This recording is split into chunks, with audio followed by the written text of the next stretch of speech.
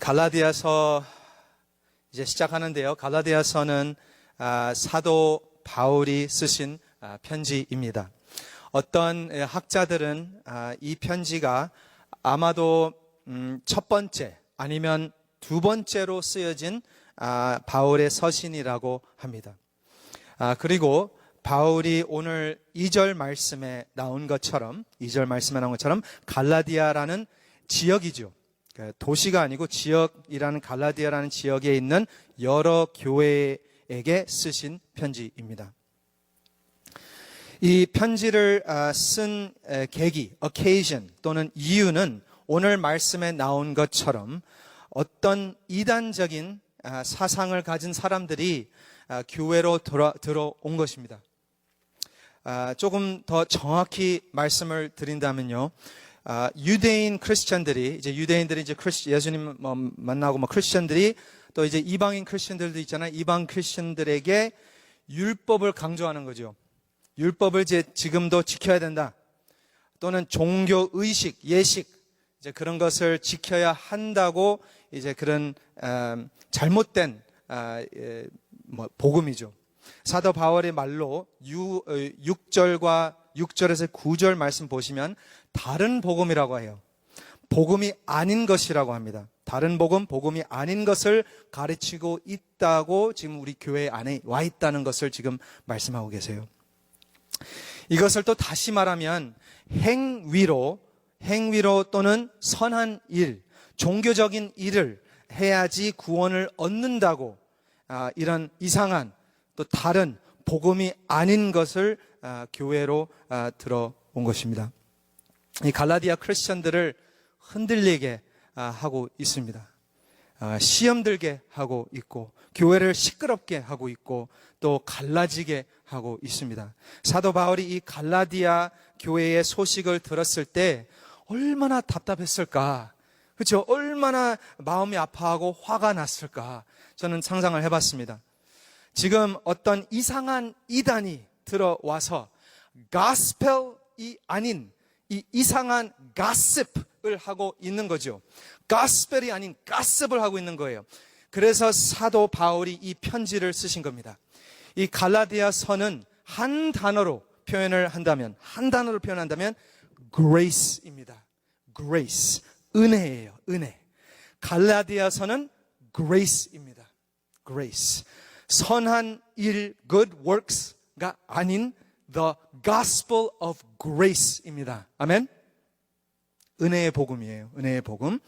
그래서 갈라디아서 전체를 보신다면 단순히만 말씀드릴게요. 전체를 보신다면 1장과 2장은 사도 바울의 개인적인 grace, 은혜 체험입니다. 그래서 거기 간증이 나와요. 1장과 2장에. 그리고 나서 3장과 4장은 grace, 은혜의 교리입니다. 1장, 2장은 개인적인 간증, 3장과 4장은 교리입니다. 교리, 가르침. 그리고 마지막 5장과 6장은 grace, 은혜의 적용입니다. 적용, application, 적용. 모든 것이 은혜인 줄 믿습니다. 아멘. 예. 그래서 이제 사실 어제 KCPC 라이프를 보셨는지 모르지만 우리 담임 목사님과 저와 함께 하는 그 영상이 이제 올라왔어요. 그래서 그게 이제 어제 신기하게 또 우연히 주제가 이단이었습니다. 이단 엽차기 이렇게 제목을 잡고 했는데 오늘 말씀하고 일부러 연결시킨 거 전혀 아니에요. 어떻게 이렇게 그냥 우연히 그렇게 됐습니다. 아무튼 어제 영상에 보시면 마지막 부분에 보시면 담임 목사님이 아주 중요한 말씀을 하셨어요. 진짜를 알아야지 가짜가 보인다. 그렇게 진짜를 알아야지 가짜가 보인다. 사실 제가 한 말인데요. 근데 담임 목사님의 포인트죠. 그는 포인트를 제가 또 이제 말씀한 거고요. 맞습니다. 진짜를 알아야지 가짜가 보인다. 진짜를 알아야 합니다. 진정한 복음, the genuine gospel을 알아야 합니다. 아멘? 네, 진짜 세상의 gospel을 듣는 것이 아니라 진정한 gospel을 듣고 알고 선포하는 그리스도의 종이 되시길 축원드립니다. 예, 듣고 알고 선포하는 하나님의 백성. 첫 구절부터 바울은 진정한 복음을 전하고 있습니다. 첫 구절부터 사람들에게서 난 것도 아니요, 사람으로 말미암은 것도 아니요, 오직 예수 그리스도와 그를 죽은 자 가운데서 살리신 하나님 아버지로 말미암아 사도된 바울, 이렇게 소개를 합니다. 이 첫 구절에 엄청난 무게가 있어요. 이 첫 구절, verse 1, 사람에게 또는 사람으로, 사람에게 또는 사람으로가 아니라 오직 예수 그리스도, 그게 포인트죠. 오직 예수 그리스도, 그리고 그를 죽은 자 가운데서 살리신 하나님 아버지, 이렇게 나와 있습니다. 하나님 아버지가 예수 그리스도를 죽은 자 가운데서 살리셨대요. 할렐루야. 그렇죠? 엄청난 뉴스예요. 엄청난 소식이에요. 기쁜 소식을 이해하시려면 처음으로 다시 돌아가야 합니다. 처음으로 어디가 처음이죠? 네, 창세기죠. 창세기. 이게 참 놀라운 말씀이라고 저는 생각하는데요. 하나님이 처음에 아담과 하와를 만드시고 나서 아담과 하와에게 말씀하셨습니다. 뭘 말씀하셨어요? 이 에덴 동산에서 무엇이든지 먹고 즐기라. 그렇죠? 무엇이든지 먹고 즐기라. 그러나 이 에덴 동산 가운데 있는 선악과 나무는 절대로 만지지 말아라. 선악과를 먹는 그 날에는 반드시 죽으리라. You will surely die. 죽으리라. 하나님이 원하시는 것은 아담과 하와가 그 자유를 통해, 그 free will을 통해 순종하고 자기 스스로 하나님을 사랑하기를 원하셨습니다. 억지로, 강제로 하나님이 하셨으면 그거는 또 다른 말로 강간이죠. 강간, rape이라고 할 수 있죠. 우리 하나님은 그의 자녀들과 loving relationship을 가지기를 원하셔요. 사랑의 관계를 원하십니다. 그러나 아담과 하와는 불순종했어요. 너무나 잘 아시는 말씀이죠. 그리고 하나님께서 말씀하신 것처럼 죽음이 들어온 거예요. Death entered. 죽음이 들어왔어요. 전적 타락한 세상이 되어버렸어요. Total depravity죠. 그렇죠? 그래서 죄의 싹은 사망이라고 사도 바울이 신약 성경에서 말씀하시죠. 그러나 우리 하나님은 또 너무나 잘 아시는 것처럼 우리 하나님은 사랑이십니다. 우리 하나님은 선하십니다. 그냥 내버려 두지 않습니다. 우리는 할 말이 없는데, 다 지옥 가도 할 말이 없는데, 그러나 우리 하나님은 은혜의 하나님인 줄 믿습니다. 그래서 하나님은 우리의 죄를 위해 속죄제를 만드셨어요. 구약 성경에 나오잖아요. 속죄제를. 하나님의 백성이 죄를 지으면 어린 양을 갖고 자기 죄를 그 양에게 트랜스퍼를 해요. 잘 아시죠? 안수를 하는 거예요. 양 머리 위에다가 트랜스퍼를 해요. 옮겨요. 자기 죄가. 그러면 내 죄가 그 양에게 옮기고 그 양이 내가 받아야 할 벌, 내가 받아야 할 저주, 아주 중요한 포인트예요. 내가 받아야 할 죽음을 대신 받는 거예요. 그렇죠? 단순히 말하면 나 때문에 그 양이 저주받고 그 양 때문에 내가 살게 되고, 그렇죠? 그런데 이것을 죄 지을 때마다 해야 돼요. 죄 지면 해야 되는 거예요. 그렇죠? 그리고 좀 더 나아가서 레위기 16장 너무나 잘 아실 겁니다. 레위기 16장에 보시면 1년에 딱 한 번, 새해가 시작하기 전에 속죄일이라는 아주 중요한 날이 있습니다. 속죄일. 그 날에 대제사장이 속죄로 드린 그 동물의 피, 양의 피를 갖고 어디로 가냐면 지성소로 들어가요. 지성소, Holy of Holies로 들어가요. 거기 지성소가 어디죠? 거기가 하나님이 임재하신 곳이잖아요. 아무도 못 들어가요. 그렇죠? 그리고 그 지성소에 언약궤가 있습니다. 언약궤가 있어요. 그래서 1년에 딱 한 번 대제사장만이 들어가서 그 속죄로 드린 동물의 피, 양의 피, 소의 피, 그 피를 그 언약궤, 그 지성소에 들어가서 그 언약궤 위에다가 뿌립니다. 그 피를. 그 언약궤 위에 뭐가 있냐면요, 뚜껑이 있어요.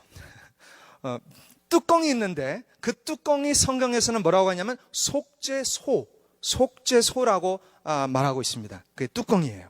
그리고 그 속죄소 위에, 그 뚜껑 위에 두 천사가 있어요.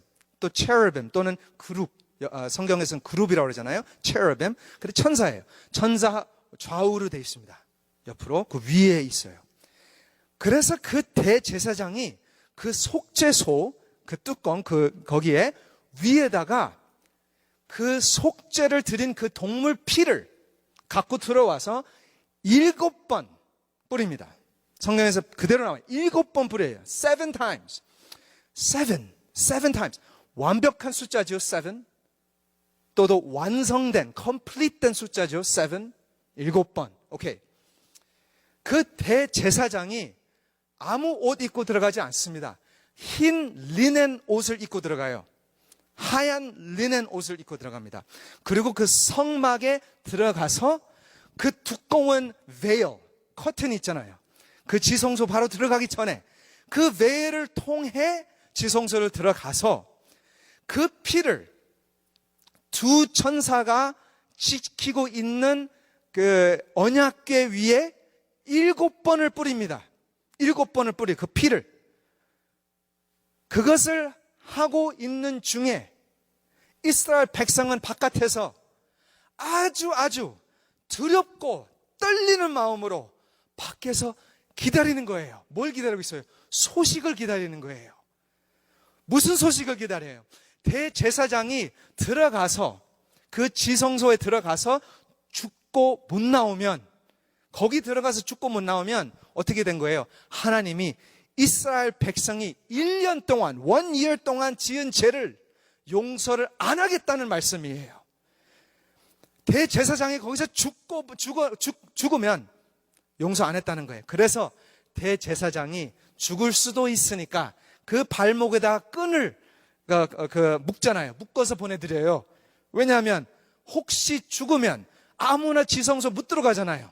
그러면 그 끈으로 끌어내는 거예요. 죽어서.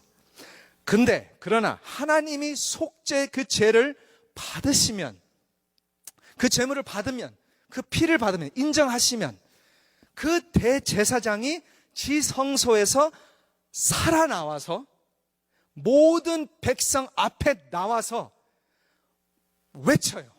뭘 외치냐면 용서함을 받았습니다! 이렇게 외쳐요.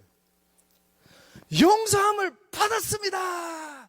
이게 우리는 그냥 오케이. 근데 그때는 진짜 두렵고 떨리는 마음으로 그걸 기다리는 겁니다. 그걸 못 받으면 죽는 거니까. 영원히 죽는 거니까. 그래서 여기서 그걸 들을 때 You are forgiven! 용서함을 받았습니다. 그때 온 백성이 celebration을 해요. 큰 축제를 합니다. 주님을 찬양합니다. 할렐루야! Praise the Lord! 그러면서 축제를 벌립니다. 오케이. 그런데 이것을 매년마다 해야 돼요. 그렇죠? 매년마다 해야 돼요.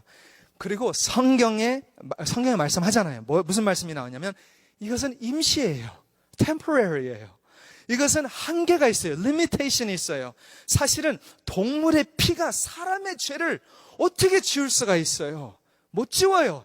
사실은 이 속죄죄는 그런 것이 아니라 해답, 솔루션이 아니라 사인이에요. 사실은. 구약 성경에서 나오는 사인입니다. 무슨 사인이에요? 세례 요한이 아주 정확히 말씀하세요. 뭐라고 하셨죠? 보라, 세상 죄를 지고 가는 하나님의 어린 양이로다. 그러잖아요. 예수님이 이제 처음 사역 시작할 때, 이 땅에 사역 시작할 때 세례 요한이 그렇게 말씀을 하잖아요. 그렇죠? 하나님의 말씀이신 예수님이 육신이 되어, 요한복음에 나오죠. 우리의 죄 때문에 십자가에 못 박혀 죽으셨습니다. 예수님이 죽으셨을 때 무덤에다가 누우셨어요.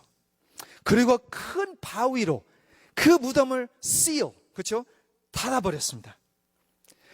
그런데 우리가 너무나 잘 아는 이스터, 부활주일, 세 번째 날 주일 새벽에 베드로와 요한이 예수님의 무덤으로 뛰어가요. 뛰어가서 그 바위는 어떻게 된 거예요? 옮겨졌잖아요. 주일 아침에, 새벽에. 그 무덤에 들어가 보니까, 베드로와 요한이 들어가 보니까 뭐가 보여요?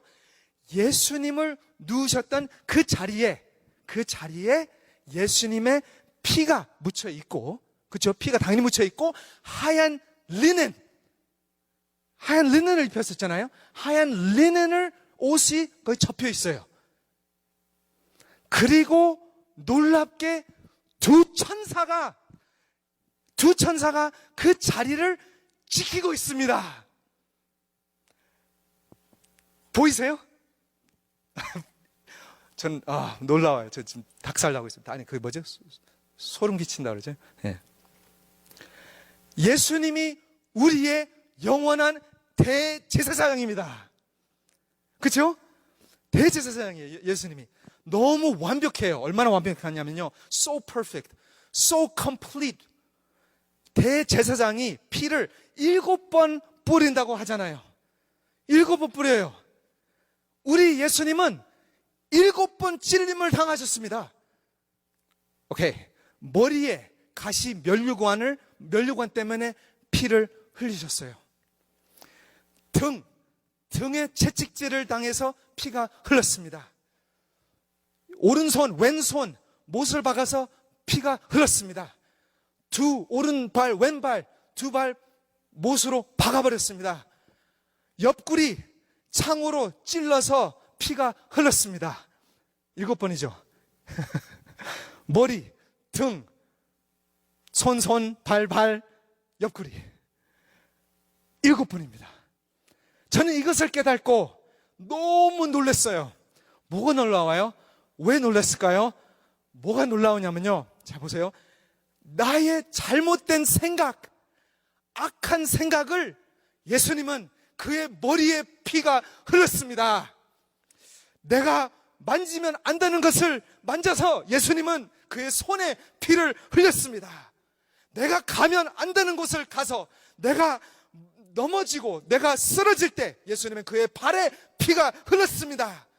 내가 내 등을 돌아 불순종할 때 예수는 그의 등에 피를 흘렸습니다. 내가 주님 곁에 떠나 마음속에 상처받고 아플 때 예수님은 그의 옆구리에 물과 피가 흘러 나왔습니다. 할렐루야. 다시 말하면 내 머리 끝에서 내 발끝까지 예수님은 우리를 전적 타락에서 전적 구원하신 줄 믿습니다.